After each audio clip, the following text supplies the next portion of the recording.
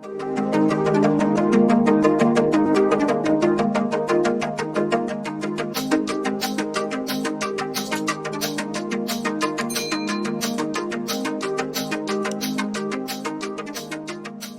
ngi nuyu ñëpp di jël nag nuyoo bi di ko teg ci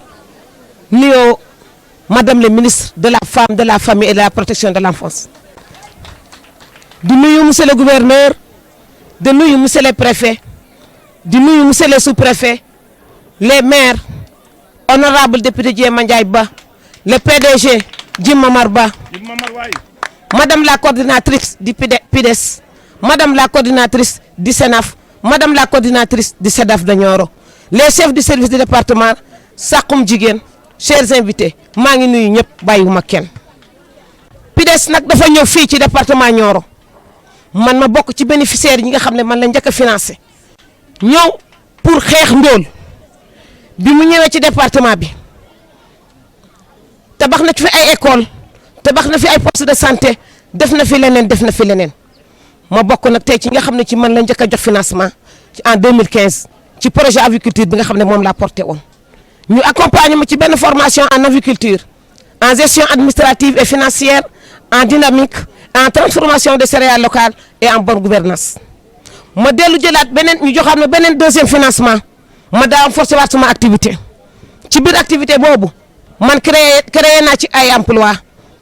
fii ci sama entreprise waa SIDES Saloum di ma accompagne ci seen conseil ak ci seen appui ci sama activité madame le ministre maa ngi lay seedeel ne PADES bi mu ñëwee depuis ci département Nioro ba léegi mi ngi ñëw jàppale jigéen ñi pour suñuy activités yi nga xam ne moom la ñu yëngu nga xam ne lu ñu ci am man ko yóbbu ci kër ga PIDES mu ngi ñu jàppale ci loolu maa ngi koy seedeel ne madame le ministre vraiment PIDES ñun amuñu payam vraiment jàppale nañu bu baax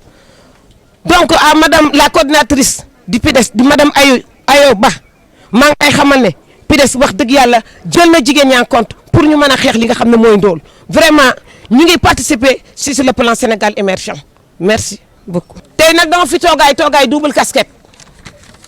ma nekk présidente du comité gestion fii ci SEDAF bi Nioro en même temps ma nekk président du réseau des femmes du SEDAF bi Nioro madame la ministre ma xamal ne jigéen département yëpp génn nañ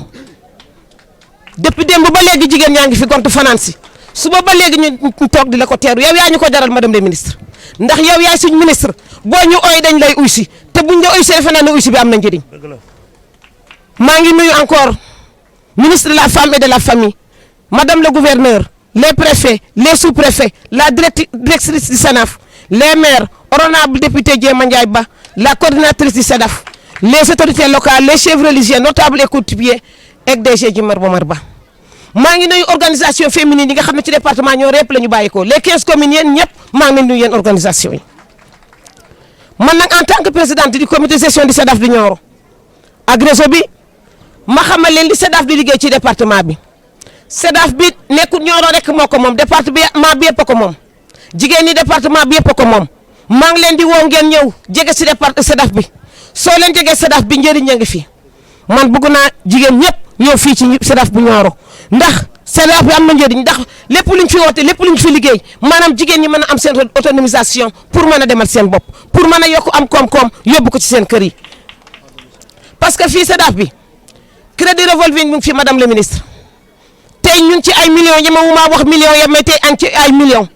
madame le ministre maa ngi ñëwaat di la ko wax ne bëgg nañ mutuelle boo xam ne d'épargne et de crédit nga xam ne département Nioro yëpp moo koy moom ñu def ko fii ci SEDAF du Nioro fii ñu ngi def transformation de céréales locales ñu ko jox mooy waay SENAF madame la coordinatrice du SENAF maa ngi lay gërëm di la sant ndax lépp boo xam ne mu ngi ñu jëmale kanam lépp loo xam ne mu ngi jëmale SEDAF yi rek yow madame la directrice andil nga ñu ko fi bàyyiloo ñu benn matériel lépp yaa ngi ñu koy andil fii ci SEDAF bi ñu ngi def aviculture ñu ngi yar ginaar ñu ngi def pâtisserie ñu ngi jàng alphabétisation ñu ngi def ñaw ñu ngi def coiffure ñu ngi def maraîchage ñu ngi def entrepreneuriat boo xam ne xale jigéen ñi tey bi ngeen ñëwee ñi leen tettu xale jigéen ci loolu la ñuy yëngu madame la ministre maa ngi lay xamal ne la directrice du SENAF mu ngi ñu jàppale bu baax a baax mu ngi ñu indi matériel ba nga xam ne SEDAF yi war a mën a jëm ci kanam SEDAF bi nag am na ay partenaires mënu ma koo ñàkk a wax nga nit ki ne wax dëgg yàlla bu la gunge di la jàppale pour fi nga bëgg a jëm nga mën faa àgg wax dëgg yàlla booy gërëm te gërëmu leen amuloo ngor ñu ngi nuyu waa PIDES bu baax ndax PIDES jàppale ñu baax ndax suñu partenaire lañu PIDES ñu ngi leen di remercier bu baax a baax ñu ngi remercier Symbiose di remercier Kër Yaakaar waa CPA suñu partenaire lañ waa Eaux et Forêts waa World Vision waa Parerba waa centre de formation professionnelle madame la ministre ñu ngi lay gërëm di la sant ndax lépp lu amee rek yow la ci lii ñu ngi lay gërëm di ci sant vraiment tey jii Nioro département Nioro ñu ngi lay beral loxo di la sargal di la tatagal vraiment ñëw ci nga ñëw ci Nioro ngir bi nga ñëwee visé nga sa produit yi nga xam ne ñun moom la ñu transformé vraiment kontaan nañ madame la ministre ñu ngi lay wax nag ba am na ñeneen ñu war a wax merci beaucoup encore une fois.